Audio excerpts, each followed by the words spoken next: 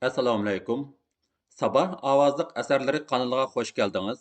Kanalımızda Qaynam örkişi, Çalı tekkan o'q, Manas daryosidan qaytish, Anjamboy, Sarson ruh, Qanliq iz, Qanliq idir, Turma xotirlari mahbus ruhlar, tarixiy tazkira asar Ediqut o'g'lonlari Mo'yitillar jamoati, tarixiy roman G'ini Batur, roman Ili do'lqinlari, Sabit Damollamning qisqacha tarjimali, Xo'ja Niyoz hojimning ish faoliyatlari qatorliq asarlar bor. Asarlarimizni yoqtirib anglishingizni qarshi olamiz. Asarlarimizni yoqtirgan bo'lsangiz, boshqa do'stlarga va to'plarga tavsiya qilib qo'ying. Rahmat. Әмді аңлайдығыныңлар, Шинжаң Xalq Nəşriyyatı 2000 yılı 1 ayda nəşr qılğan roman İli Dolqunları, avtori Abdurrahman Qahar, 1 qism, 17 bab, 3. Nadəm, Batır G'azi, İsaqlar taң aldidagi qarang'uliqda bosh saqchiga ilib chiqadigan yon ko'chalarning birida aplik joyga o'rinlashdi. Taң etishni va Lyubindining chiqishini kutib turdi. Vaqt o'tmoqda edi. Biz atadigan odam kichik odam emas, dedi Nadam asta pichirlab. U cho'ng amaldor, lekin cho'ng amaldorning ajali bizning qo'limizda. Shunchalik cho'ng amaldorni biz atamiz. Bizga shuncha cho'ng huquqni kim berdi? Xalq qo'llayotgan inqilob berdi. Shundoq emasmi? Hayajonlangan Isoq darhol so'z qistirdi. Gomindanning har qancha cho'ng amaldorimi hozir bizning oldimizda hech qancha nima emas. U hozir chirildigan hasharat, o'larman qurut. Mana bu inqilobning kuchi. Bugun shuncha cho'ng amaldormi bizga hech qancha nima emas bo'lib qoldi. Tungunlar biz yomon qo'saq Shangyoga qapoq ko'tarib qaray olmaydik. Galvan xotinlarningmi ig'zidan chiqqan bir ig'iz gap bizning yurish turishimizni belgilaydi. Hatto daldush bolalarimi beshimizda yong'oq chaqatdi. Gejigimizga minatdi. Irg'itib tashlayolmaydik. Hozirchu ularning dumbisdan is chiqarishga jur'at qilib turibdimiz. Mana bu inqilob bergan huquq, dedi Nadam hayajon bilan. Shundoq, miltiq qo'limizda, endi uningdan cho'ng'ilib ota olamiz, dedi Botir G'azi. Tangmu atdi. Biroza o'tgandan keyin uzun qora xurum paltosni yipinib olgan, ko'ziga qora ko'zoynak taqgan Lyubindi Urumchidan o'zi bilan billa ilib kelgan 6 nafar konvoyni agashtirib, hovlidan chiqib keldi-da, ko'chaning bosh oyog'iga sapsilib qaradi. Nadam uni qarg'a oldi. Ikki qishini o'ttirsiq atayli, dedi Botir G'azi asta pichirlab. Yo'q, agar tegmay qolsa, ikkinchi o'qni etishga ulgurolmay qilishimiz mumkin. Amischu, yurakiga atayli. Bo'l, chopson. Lyubindi saqchi tarafga burilmoqchi edi. Shu chog'da darvozaga qarama-qarshi bo'lgan derazadan etilgan Nadamning bir tal o'qi uni o'ndisiga uchirvatdi. O'q degandek yurakiga tekkan edi. 6 nafar konvoy boshliqining o'likini tashlab, shu hamon o'lar terilishiga qarmay, qo'rovning ichiga qochdi. Lyubindi o'lgandan keyin bosh saqchi uning o'limidan darhol xabar topdi. Biroq o'likni akirib ketish uchun hech qaysi uning yiniga kelishga jur'at qilolmadi.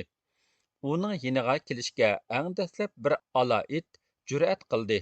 Quyruqini dup-duglak qilib kayniga qayrib olgan bu it kelib, o'likning u yer bu yerini puridi va u yoq bu yoqqa qarab qo'yib, yotgan yerida yeyishni apsiz ko'rdimu a'timolim, o'likning mursidan tishlab, eriq ichiga so'rdi. Shu asnoda yana bir qora it kelib qoldi. Bu tayyor o'ljidan qizg'angan ala it qara itga xiris qildi. Buningmi nafsi taqildab ketgan bo'lsa kerak, qara itmi bo'sh kelmay, uzun o'tkir tishlarini parqaratib, o'likka ig'iz silishga boshladi. Shu chog'da bosh saqchi tarafdan itlarga qaratib bir necha pay o'q etilib qoldi. Biroq etilgan o'qlar itlarning berigimi tegmadi. Naq shu paytda Nizomiddinning taqazzoligi barg'ansiri eshib, yilidan yiliga hovliga chiqatdi, ishxonasiga kiratdi va dammu-dam soatiga qaraydi. Vaqt o'tgansiri uning ichi titildaydi. Quyuq qora qoshlari tik ko'tarilib, o'tkir ko'zlari yalt-yult qiladi. Bu holni ko'rib, uning muhofazachisi Aqilbek darvoza yiniga kelib, ko'chaning beshiga sapsilib qaradi. Ko'rinamdi? Aldirab so'radi Nizamiddin. Yo'q, ko'rinmaydi. Nekam keldigan vaqti bo'lg'ili. Nima bo'lg'andi, ha? Dedi u o'z-o'ziga g'o'yla ichida u yoqdan bu yoqqa mengib. Zeyniddin shtabdan chiqib kelib, Nizamiddinni ko'rib turibla qoldi.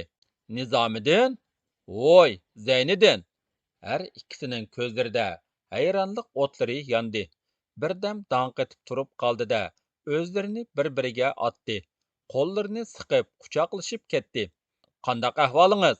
Siz Mo'ng'ul kuraga chiqib ketganingizdan keyin ko'rishmadik-ku deyman. Shundoq, uzoq bo'ldi. U chog'larda ikki og'iz gap uchun yon-yenimizga qarshatdik, ansirashatdik. Mana endi ochiq oshkora so'zlashadigan vaqtda ko'rishib qoldik. Nima degan zo'r o'zgarishlar bu, ha? Shundoq bo'ldi, dedi Zeyniddin kulib. Bizni mushundoq oshkora so'zlatayotgan, ham bizni qo'rqmas holga keltirib qo'ygan narsa bellarimizdagi mushu qurol. Har ikkisining bilidagi kamarda birininkida yalang'ochlangan mavzir, yana birininkida qopliq tapancha issiqliq edi. Xo'sh, u yoqqa nimancha qarab ketdingiz? Yigitlarim Liubindini etishib ketgan. Shularni yo'li qarab ko'zlarimiz teshilay dedi. Uni tirik tutimiz deyishgan. Mumkin bo'lmabdi-da. Mumkin bo'lmadi. Ham vaqtmi uzrab ketdi. Bosh soqchiga hujum qilishdan burun uni etib tashlash zarur bo'lib qoldi. Xo'sh, o'zingiz qaysi qismda? Sizni Gomindaning Shexoga ilib mangan qishliq kiyim-kechaklarini qo'lga tushirdi deb angladim. Ha, u burun qishlar. Ammo jinimizga asqatgan ishlar hozirchu orqa saf xizmatini ishlayapman. Bizni kiyim-kechak bilan qamdaydigan, qo'rsqimizni beqiyotgan aslida siz ekansiz-da. Yaxshi, har qaysimiz inqilobning ehtiyoji tushgan ishlarni qilyapmiz. Xo'sh, Nizamiddin, oldirayman. Ko'rishguncha omon bo'ling. Ikkisi qo'l siqishib ayrilishdi. Ana, kelyotidi, dedi Aqilbek birdilla hayajonlanib, u tarafni ko'rsatib. Ochiq darvozadan bo'yinlarga avtomatlarni esishgan Nodam, Botir G'ozi, Isoqlar kirib keldi. 3 razvedkachining kulimsirgan chiroylarini ko'rgan Nizamiddinning turilgan qapoqlari o'rniga tushib, ko'zining atrofidagi ushoq qo'riqlar tarqalib ketdi. Kelinglar, azimatlar. Nizamiddin qo'lini ularga uzatdi. Ishlar qandoq? To'liq ijro qildik. Yaraysizlar, yuringlar. Nizamiddin uchaylanni boshlab 3 palampaydan biroqla otlab, kalta peshevonga chiqdi-da, kayniga burilib Aqilbekka dedi: Anvarni chaqir. Mana hozir. Ular to'ti Nizamiddinning ishxonasiga kirib ketdi. Chaqmoq guruhi yana yangi vazifalarni kutib turadi. Shahar ichida ko'cha janglari qizib ketib boradi. Jang hili bu ko'chada bo'lsa, birdamdala u ko'chada bo'ladi. Hovlilardan parishonlikqa tushgan odamlar va ushoq bolalar chiqib qayoqlargadir qochadi va ansiz vaqirashlar ko'tariladi. Tomlar, eshiklar, yalang'ochlangan daraxt g'ollarida o'q izlari ko'paymoqda edi. Ansizlik ustiga ansizlik silib, atigandan biri un zavodining gudiki to'xtamay g'ung'ildab vaqirmoqda edi. Nodamning chaqmoq guruhi yangi vazifa bilan yurib ketgan chog'da Nizamiddin o'zi bir guruh partizanlarni boshlab un zavodi tarafga mang'an edi. U ko'chadagi dushman qarovulini etib tashlab, un zavodiga doktorxona tarafdan yaqinlab keldi. Guduk to'xtamay vaqiraydi. Pilimutmu to'xtamay chang'ildab etilyotdi. Nizamiddin quloqchisini kayniga surib qo'yib, egizga qaradi. Eng ustunki qavatdagi uyning derazasidan etilayotgan pilimutning uchi ko'rindi. Nizamiddin guruhi binoga besib kirdi. Guduk texichila g'ung'ildaydi. Ular kirganda guduk tortadigan xodiga bir o'lgan Gomindan askari esilib qolgan ekan. Partizanlar Nizamiddinning kaynidan yuqoriga o'rlamoqda edi. Lekin ularning ustida etilayotgan pilimotning ovozidan boshqa tapancha uni anglandi va birining chirqirishi anglanib, shu an o'chdi. Tapancha otgan kimdu? Ular bir-birini etvatamdu yoki boshqa biri bormidi? Deb o'yladi Nizamiddin. Kaynidilla eshikning jaloqqida tepib echilganligi anglandi. Eshikni tepib ochgan Nizamiddin guruhidan burun Bu yerga yetib chiqqan G'ani Batur edi. Eshikning ochilishi bilan kayniga cho'chib qargan Gomindan pilimotchisi ulug' ochilgan eshikdan kirayotgan gavdalik, ko'zlaridan o't yongan, go'yo yo'lbosdek qahrlik, zo'r odamni ko'rib, qarab bosgandek dahshat bilan chirqirab ketdi. G'ani Batur qo'lidagi yalang'ochlangan tapanchasidan o'q uzmadi. U qahr bilan kelib, pilimotchining gajgisidan ko'tarib oldida derazadan yerga biroqla cho'rivatdi. Uning sert chirqirashlari gup qilgan ovoz bilan tangla o'chdi. Ular 4-chi qavatga chiqadigan palampayda uchrashib qoldi. "Ha, sanmiding?" dedi G'ani Batur. Uning chiroyidan hech ish bo'lmagandek bir xil ruhiy holat ifodalanib turardi. "Sanmo toshqon tutishga chiqib ekansan-da. Kechikib qopsan. Toshqonni men tutib bo'ldim.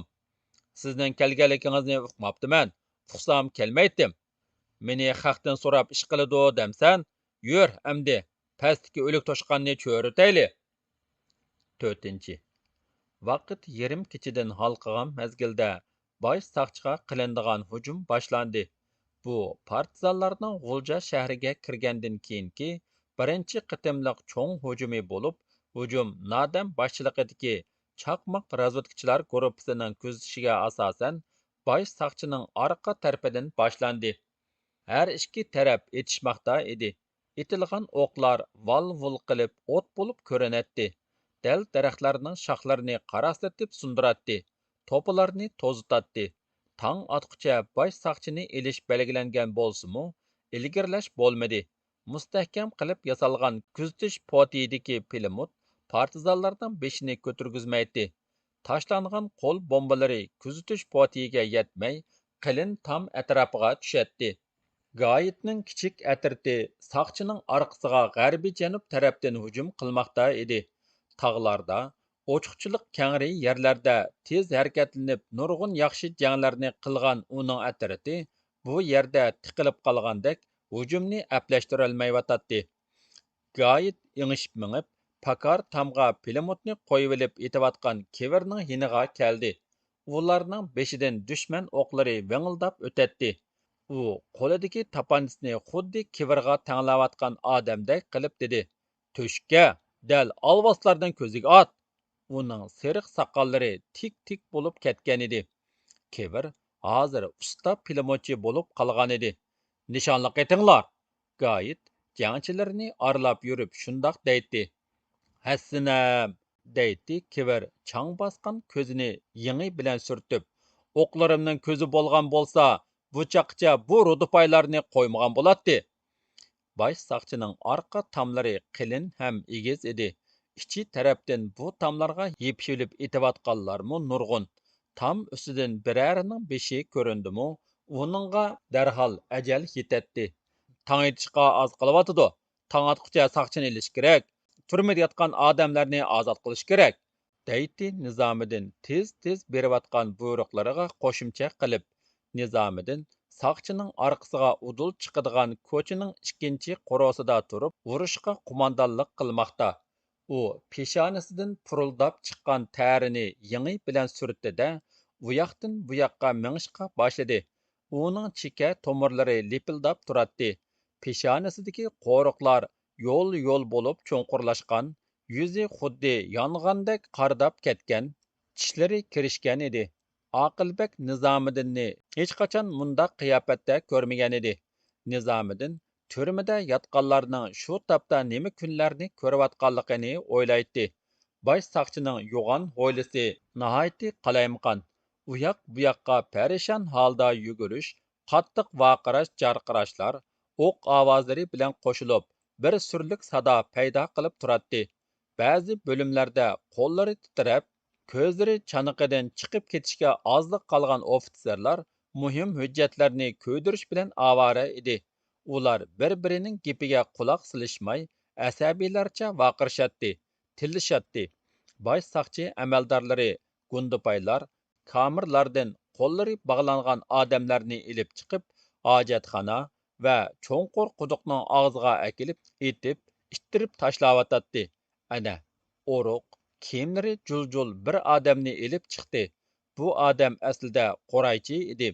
Bir kuni u shahar atrofidagi eriq yoqalaridan bir quchoq quray o'rib kirib, to'g'ri ko'rikka kelganda yerib ketib, simtanab to'rikiga yo'linib o'ltirdi. Shu asnoda bir chirik kelib, uning nimishqa bu yerda o'ltirganligini so'radi.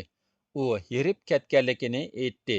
Chirik, yolg'on, sen quraychi qiyofada kirib, xabar o'g'irlayotgan odam, deb uni turmaga tashladi. Bir oydan beri bir qitimmi so'roqqa tortilmay, mana hozir u hang-tang qolgan holda o'lim og'ziga kelib qoldi. U etib tashlangandan keyin yana bir gavdalik odam quduq og'ziga keltirildi.